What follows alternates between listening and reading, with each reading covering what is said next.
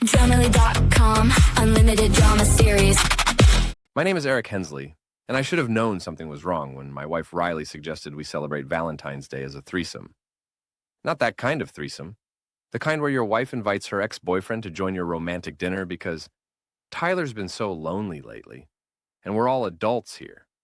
The kind where you spend 2 hours preparing herb-crusted salmon and lighting candles, only to watch your marriage implode over dessert. I'm 38, an electrician with the local union, and I've got calloused hands and a mouth that tends to run when I'm nervous. Riley always said my sarcasm would get me in trouble someday. She was right, just not the way she expected. The warning signs had been flashing like a broken traffic light for months. Riley, 34, and sharp as a blade when it comes to office politics at her HR job, had been reconnecting with Tyler Grant, her college boyfriend. She'd explained it away with the kind of logic that makes perfect sense until you actually think about it. We're just friends now, Eric. Ancient history. He's going through a rough divorce, and I'm being supportive. Don't be jealous.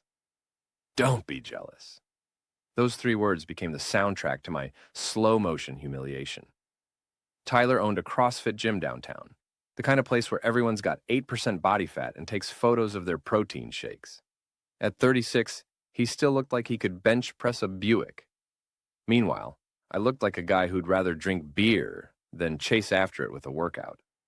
The first red flag should have been when Riley started going to Tyler's gym.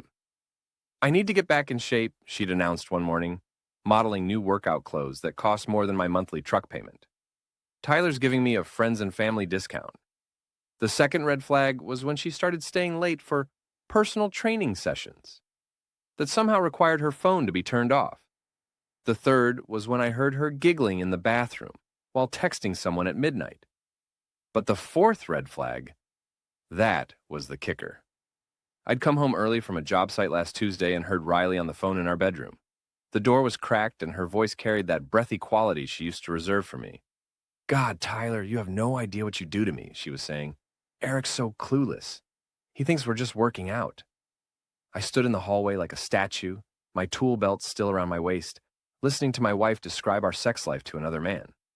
She used words like boring and predictable, and 2 minutes on a good day, which would have been devastating if it weren't so wildly inaccurate. When she finally emerged from the bedroom, she found me sitting at the kitchen table with a beer and a 1,000-yard stare.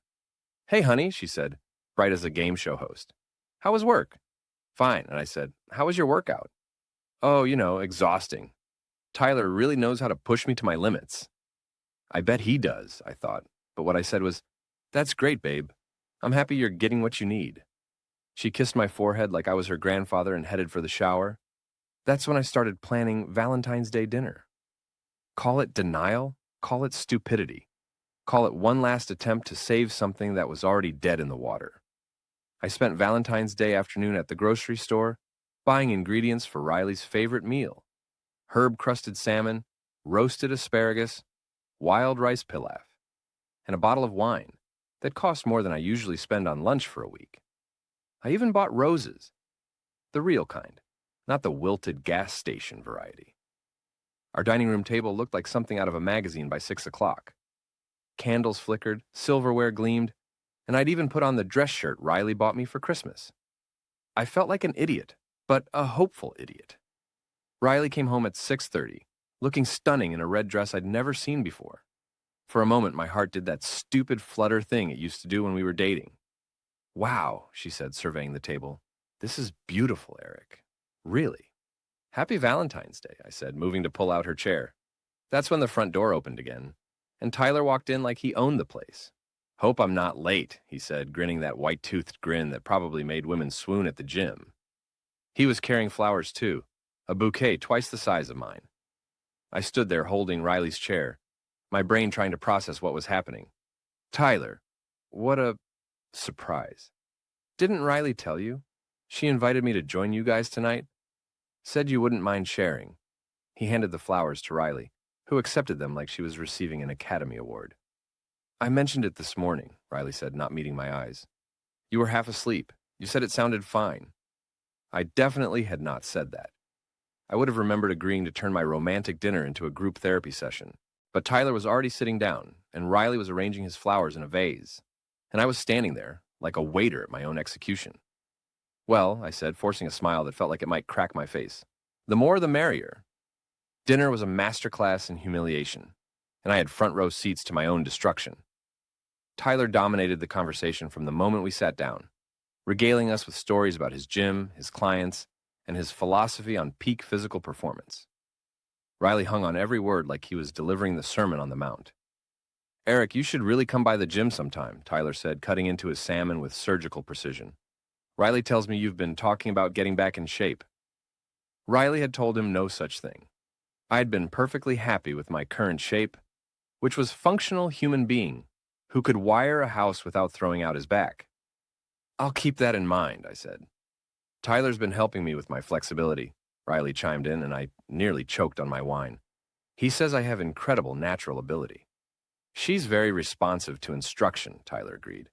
And the way he looked at her made something dark and ugly unfurl in my chest. I watched my wife flirt with another man across the dinner table I'd set for her. She touched his arm when she laughed. She leaned in when he spoke.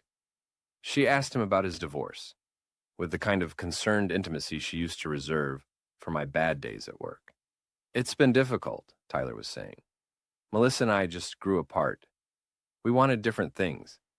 She couldn't understand my dedication to fitness, to pushing boundaries. She was very conventional. Unlike Riley, apparently, who was nodding along like she understood the burden of being married to someone so ordinary. That must be so hard, Riley said. Being with someone who doesn't appreciate who you really are. The irony was so thick you could have served it for dessert. I tried to steer the conversation towards safer ground. So, Tyler, what's your business plan for the gym?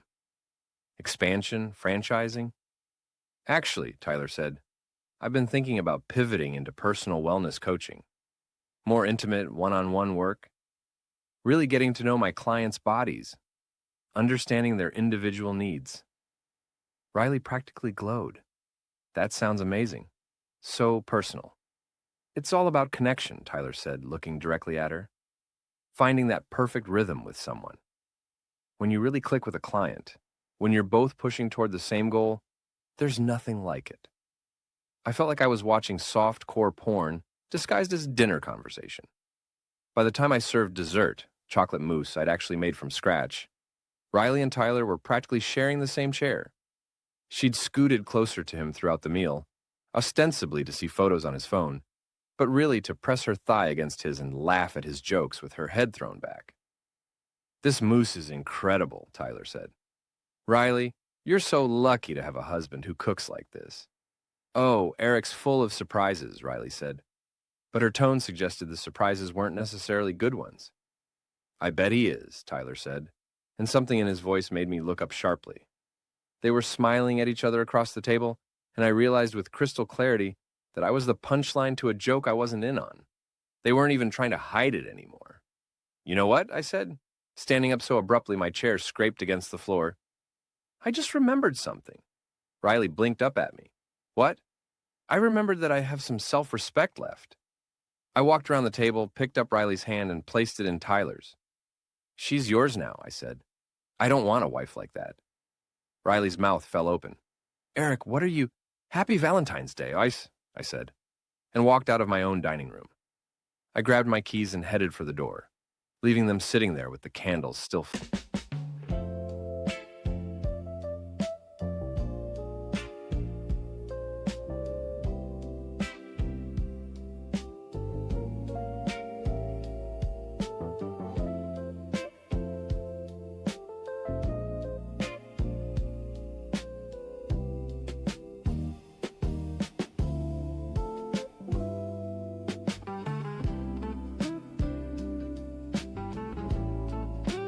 Flickering and the wine still flowing.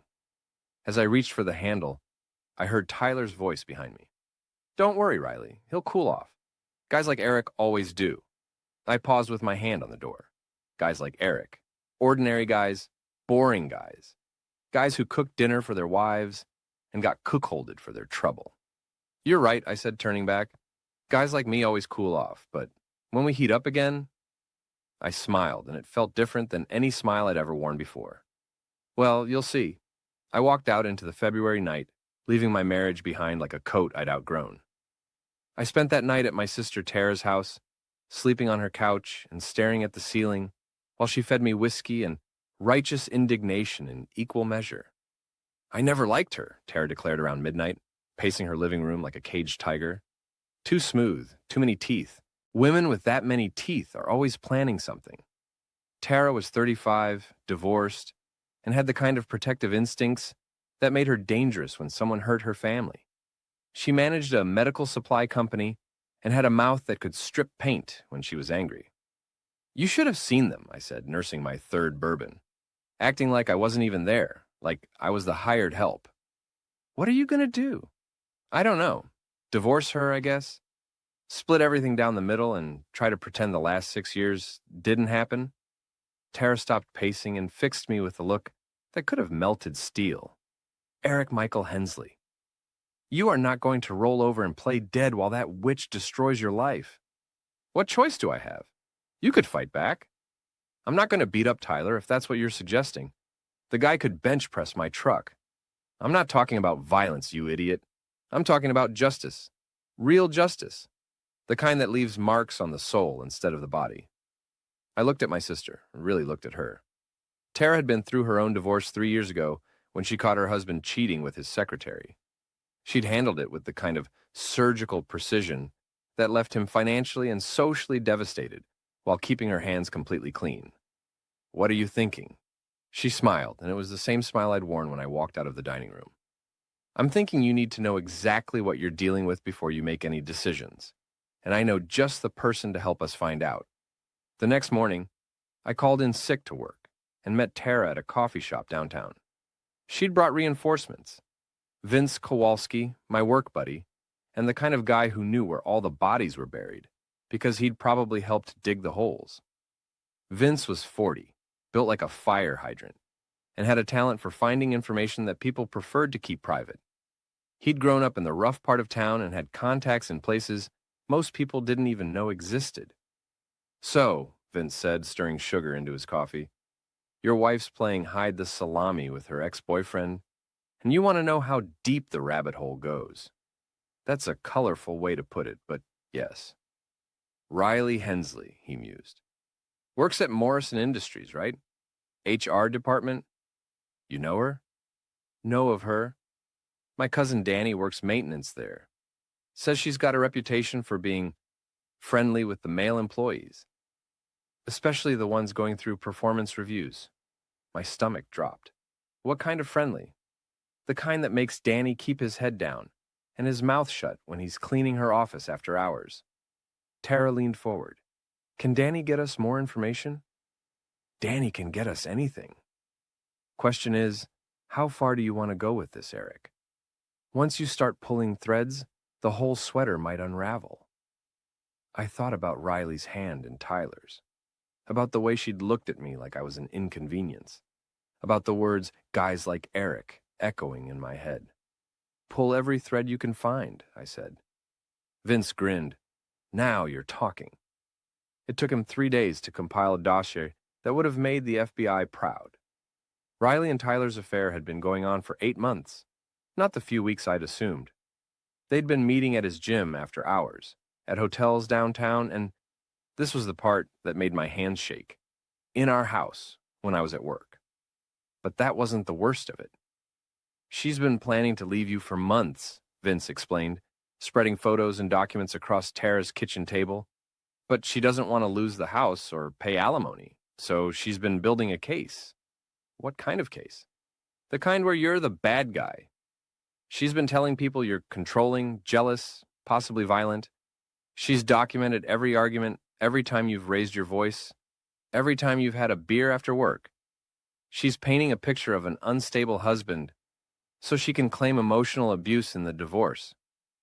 The room went quiet except for the hum of Tara's refrigerator. There's more, Vince said quietly. Tyler's not just her lover, he's her business partner. They're planning to open a wellness center together. Part gym, part spa, part couples therapy. Guess where the startup money's coming from? I didn't have to guess. Our joint savings account had been slowly draining for months. Riley had explained it away as investments and opportunities and securing our future. How much? I asked.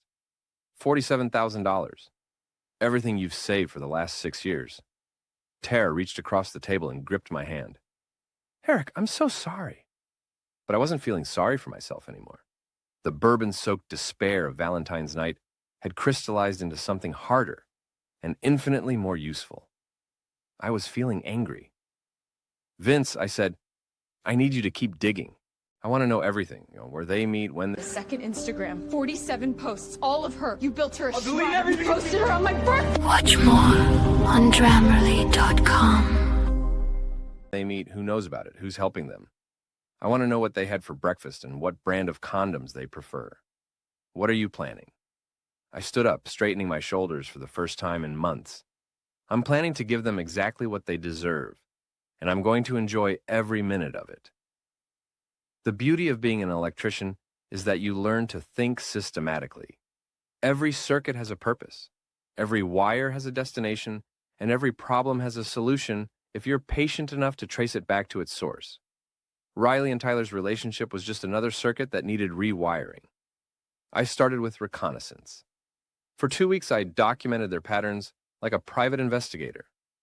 Tyler's gym closed at 9 p.m. on weekdays, but his car stayed in the parking lot until nearly 11 when Riley was there. They met for lunch at the Marriott downtown every Tuesday and Thursday. Riley had started working late on Fridays, except her car wasn't in the office parking lot. It was at Tyler's apartment complex across town. The more I watched, the more brazen they became. They held hands in public. They kissed in restaurant parking lots. Riley wore clothes I'd never seen before and came home smelling like cologne that definitely wasn't mine. They think you're a pushover, Vince observed one evening as we sat in his truck, watching Riley and Tyler emerge from the Marriott looking thoroughly disheveled. They think you'll just roll over and take whatever they dish out.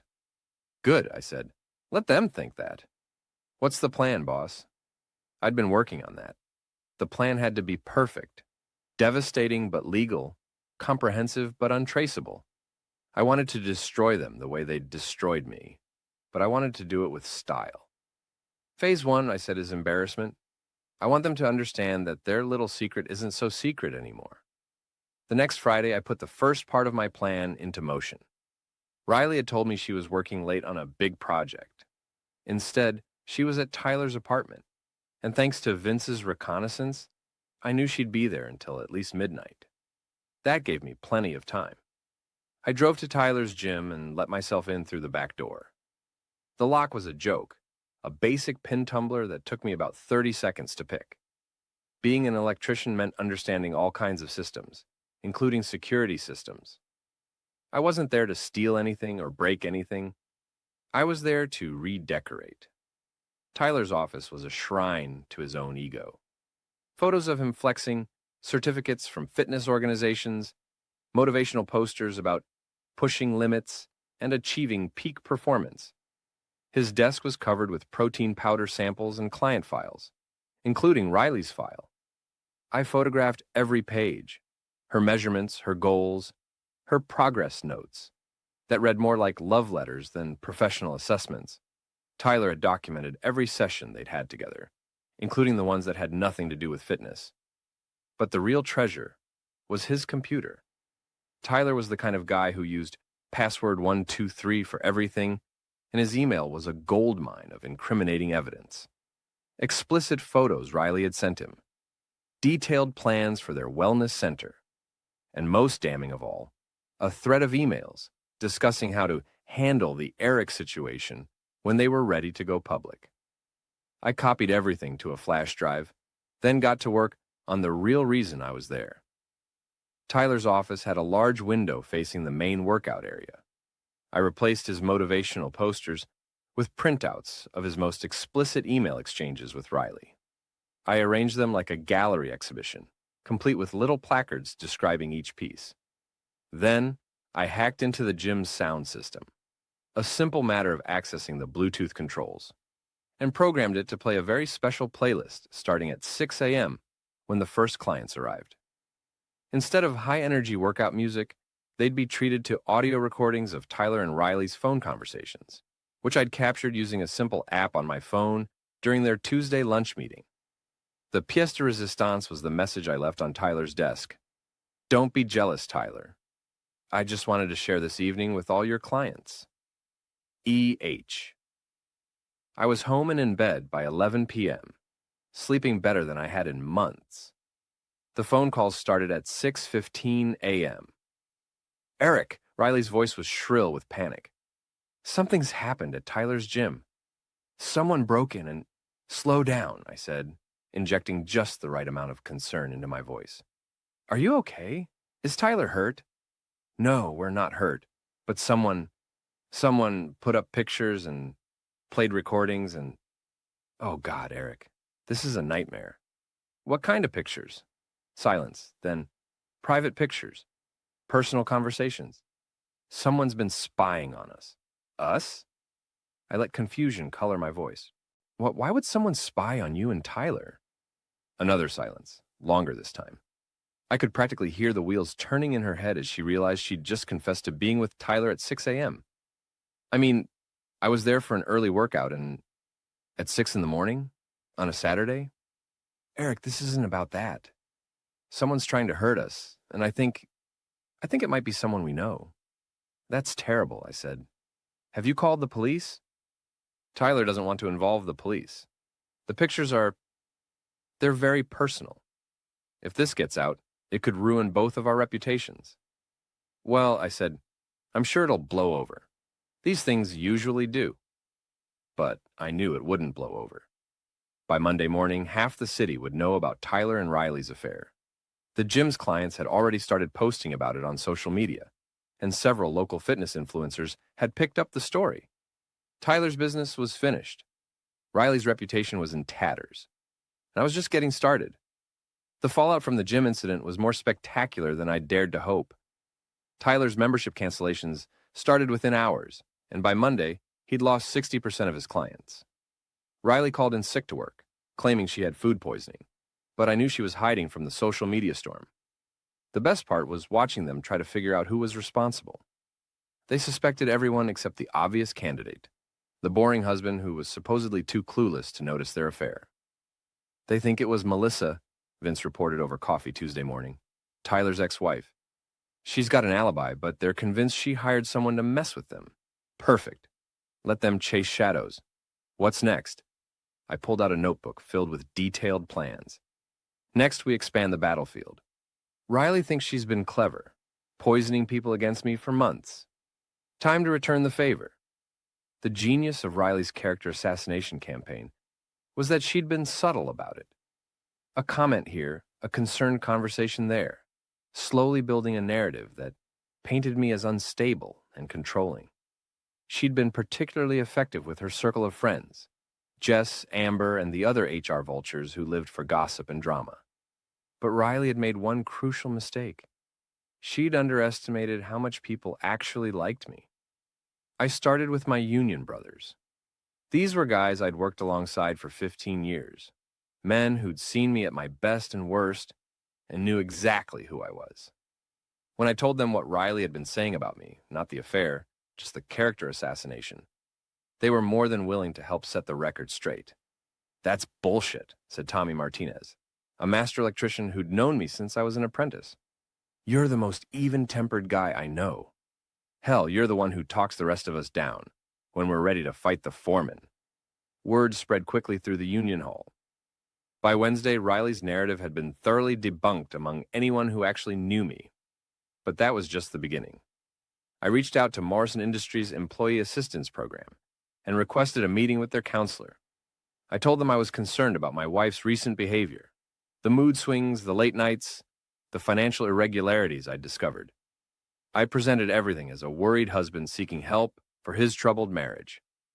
The counselor was sympathetic and professional. She couldn't discuss Riley's work performance, but she could note my concerns in their files. More importantly, she could flag Riley's upcoming performance review for additional scrutiny. Then, I played my ace in the hole. Danny, Vince's cousin, who worked maintenance at Morrison Industries. Danny had been quietly documenting Riley's after-hours meetings with male employees for months. He had photos of her office door locked during lunch breaks, recordings of questionable conversations, and a detailed log of which executives stayed late when Riley was working on their performance evaluations. "She's been trading favors for favorable reviews," Danny explained as he showed me his evidence.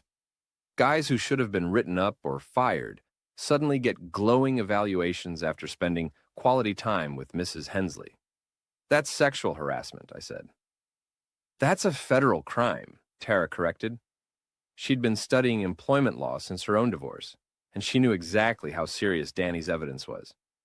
If this gets to the right people, Riley won't just lose her job. She could face criminal charges. We spent the evening crafting an anonymous complaint to Morrison Industries' ethics hotline. The complaint detailed Riley's pattern of sexual misconduct, included copies of Danny's evidence, and requested a full investigation. I made sure to mention that several male employees had expressed concerns about retaliation if they came forward officially. By Friday morning, Riley was called into her supervisor's office for an emergency meeting. She came home that afternoon looking like she'd been hit by a truck. "They're investigating me," she told me over dinner, her voice small and scared. "Someone filed a complaint about my conduct with male employees." "What kind of complaint?" I asked, the picture of concerned innocence. "Sexual harassment. They're saying I've been inappropriate with men at work." She looked up at me with tears in her eyes. "Eric, you know I would never do anything like that." I reached across the table and took her hand, the same hand I'd placed in Tyler's just 2 weeks earlier. "Of course not, honey. This is probably just someone with a grudge trying to cause trouble. They've suspended me pending the investigation. With pay, but still—" She squeezed my hand. "I'm scared, Eric.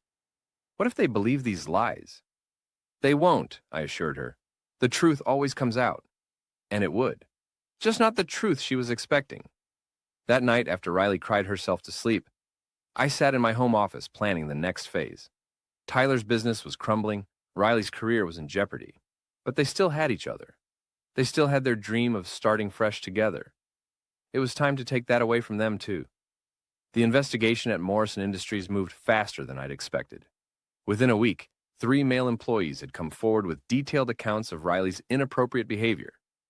Danny's evidence provided the corroboration they needed, and Riley's pattern of favorable reviews for men who'd spent quality time with her was impossible to ignore.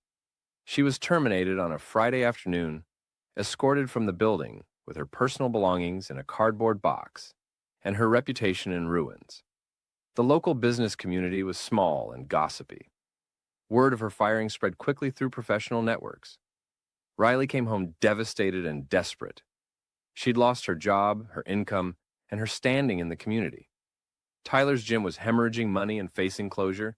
Their dream of opening a wellness center together had evaporated along with their stolen nest egg. "I don't understand how this happened," Riley sobbed that night as I held her on our couch. "Everything was going so well, and now—" "It's okay," I murmured, stroking her hair. "We'll figure this out together." She pulled back to look at me, hope flickering in her eyes. "Really? You're not angry about the things people are saying?" "Angry? Why would I be angry?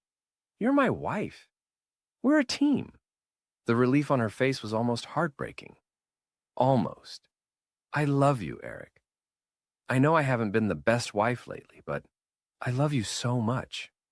"I love you too," I said, and meant it. I loved the woman she used to be, before she decided I wasn't enough for her.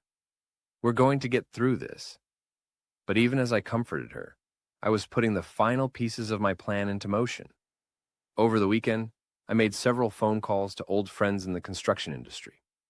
I told them I was thinking about starting my own electrical contracting business and needed advice about business loans, licensing, and startup costs.